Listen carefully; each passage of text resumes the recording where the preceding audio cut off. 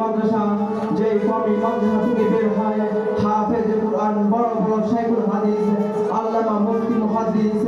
আর এই কওমি মাদ্রাসার ছাত্রদের উপরে কিছু কাফের বেঈমান মুশরিকরা আঙুল তুলে কথা কয়, তারা কওমি মাদ্রাসা গ্রেনেড মারে, বোমা মারে।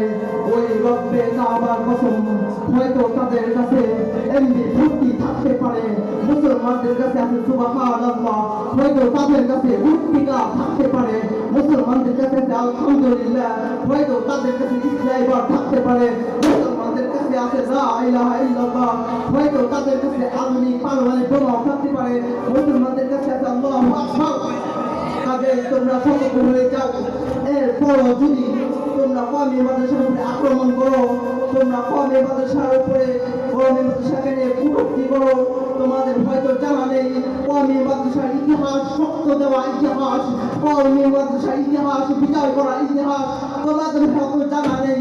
কওমি মাদ্রাসার ছাত্রদের হুঙ্কার বাঘ এবং সিংহকে ভয় দাও। কাজে তোমরা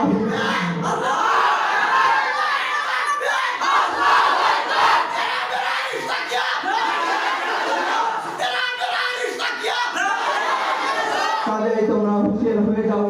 এরপরও যদি তোমরা